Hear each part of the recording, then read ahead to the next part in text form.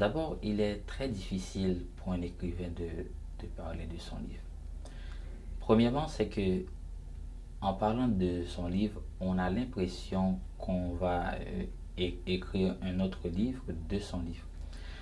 Et deuxièmement, il y a le souci même, comme on dirait, donc, le moi est haïssable de Malherbe. Donc, en ce sens, il y a moi-même dans ce travail, ce titre 20 poèmes pour traverser la nuit. D'abord, c'est un livre que j'aime.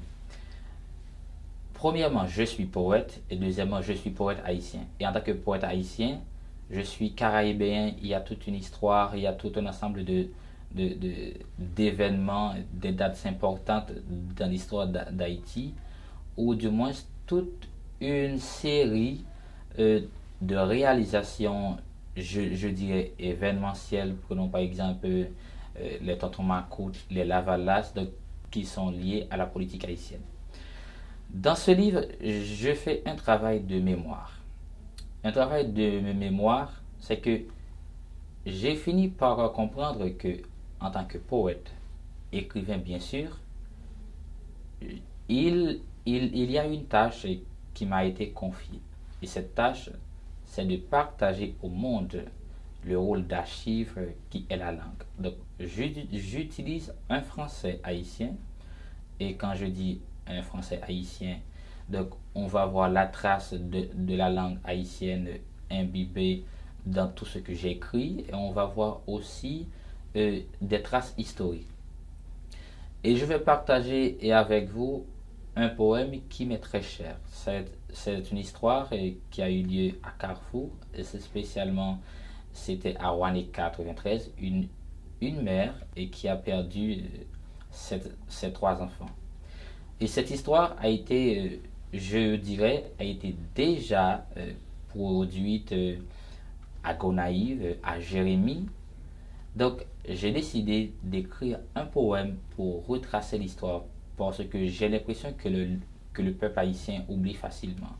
On oublie facilement ce que nous sommes, on oublie facilement notre identité. Donc, on a l'impression que à force d'oublier nos passés, donc on arrive à nous oublier nous-mêmes. Je vais lire pour vous ce texte qui est un extrait de 20 poèmes pour traverser la nuit, qui a été publié pour la première fois à Santo Domingo chez les éditions Lafon. Ensuite, ça a été publié par Edilivre à Paris en 2012. Et je vais lire cet extrait que, selon moi, je le trouve vraiment profond et qui raconte que toute l'histoire dans sa performance. Donc, appréciez ce texte et vous allez comprendre ce travail. Ne soyez pas bizarres, mes amis. Le silence est parfois une chanson qui saigne. Et quand le soir nous arrive de bonne ambiance, rappelez-vous qu'on ne vit pas sans jeter une fleur sur les âges d'un semblable. Tout a commencé avec une photo, sans témoignage occulte, mais témoin d'un trottoir en sauce d'images inimaginables. Nous sommes à la tendresse d'une mère humiliée par un fusil, sans commande de deuil, sans histoire orphelin des entrailles. On pourrait lui offrir une bourse pour étudier le secret des droits humains, pour étudier l'amour après la mort, pour étudier mourir au plaisir de l'autorité. Mais le temps était si pressé de l'abandonner au milieu de ses larmes. On lui a offert un chèque au titre de 3 cadavres, de même taille que le gaspillage de son lait maternel, de même taille que les baisers de l'aîné, de même taille que le visage mutilé du second, de même taille que la caresse du Benjamin. Mais ce chèque a été déjà offert à Jérémie, à Petit Gouave, à Carrefour, à d'autres mères, à d'autres pères et à d'autres cœurs devenus stériles, en plein souvenir non appétissant, et que vider ce compte serait vider du sang à nouveau. Arrangez-vous comme ça doit, achetez un plat à vivre 3 fois par jour, dormez dans un lit de confort, sans fatigue ni trace de punaise. Cela ne vous suffira pas à parler de la force de cette dame en césarienne à 60 ans. Et malgré la fraîcheur de son âge, elle murmurait encore des passages en commun à l'époque des bons bleus.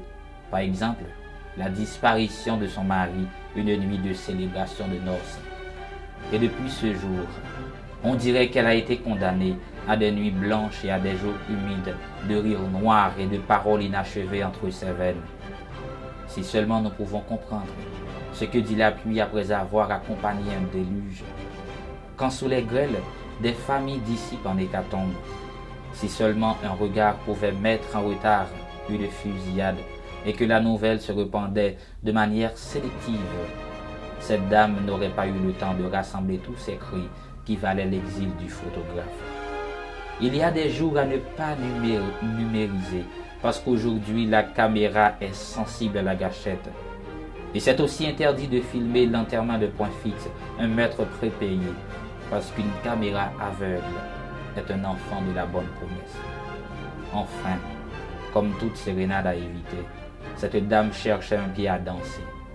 Même si elle savait que sa fils allait mourir un jour, mais elle ne pensait pas qu'elle serait encore debout à se raser ses paupières. Rêvant d'un tenant de cercueil en trio, elle rêvait d'une place rose à la fermentation de sa sueur. Mais hélas, on lui a toujours menti sur le concept de l'éducation, sur la société et aller à l'école, sur le chapelet et son destin. Et comme devenu sinistre de son corps, les bonjours café au lait de ses fils qui ne savent pas mentir, ses rires gros souliers balayés par les chuchotements du voisinage, lui sera ravi en toute sensualité, parce que la laideur en chair du maître est irréprochable à l'esthétique. Voilà, c'est un extrait très intéressant de 20 poèmes pour traverser la nuit. Et comme je disais tantôt, j'écris pour survivre, mais j'écris pour partager quelque chose. J'écris pour partager les événements. J'écris pour partager ce que je suis. J'écris pour partager aussi mon vécu, parce que la littérature permet une croisière, un carrefour où l'on se rencontre par les mots. Et cette rencontre qui se fait par les mots se donne corps à travers les images et les images qui traversent nos écrits. Donc, je pense que dans ce livre, vous allez apprendre beaucoup de ce qui s'était passé en Haïti pendant telle ou une telle période. Par exemple, il y a eu un massacre à Jean Rabel.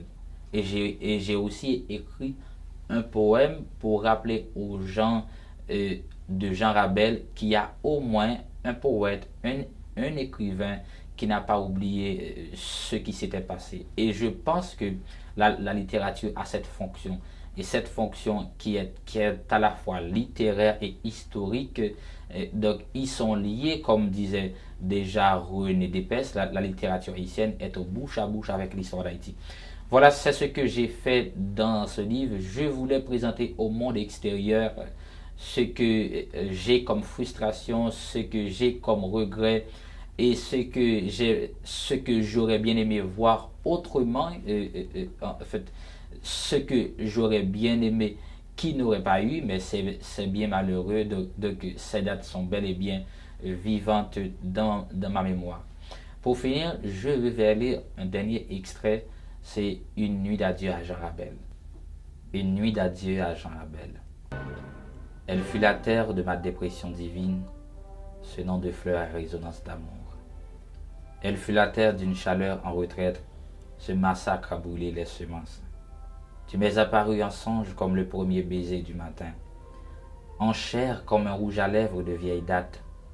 La ville n'a plus le tam-tam des réveillons de gauche, ni les draps blancs des voisinages en couvert, depuis la froideur de ta force. En plus, il me semble que ton absence et la mémoire vide des fils de Guinée n'en font qu'un. En si peu de temps, Jean Rabel, le jour est devenu un traité de lutte diluvienne. En si peu de temps, ma douce, des phrases toutes faites comme un croisement inattendu me traversent la tête pour me souffler ce deuil en sonnet acoustique d'un retour. Jean Rabel au côté sud des solstices, sans parmi à témoignage de prunelles sauvages, Jean Rabel de passé oublié, au sommeil de ses fils en veine polluée. En combien de douceur se divise un attentat de suicide? En combien de secrets se volatilise un trépas? Et si la jeunesse n'est pas un paysage à avorter, un jour, Jean Rabel, tu dormiras dans mes bras, comme la révolution des faunes flores suspendues. Voilà, donc c'est un extrait de 20 poèmes pour traverser la nuit, publié chez Eddy Livre en 2012 à Paris. Et j'espère que dans ce petit bouquet, dans ce petit livre, vous pouvez voyager à travers l'histoire d'Haïti et qui n'est pas si écartée de l'histoire du monde entier. Et j'espère que mon travail d'auteur continuera à vous séduire, tant en créole, en français ou en anglais. D'ailleurs, je viens de publier The Shadow of the Veins. Donc, j'espère qu'en tant que poète, que mon travail a été fait. Et en tant que lecteur, j'attends vos commentaires.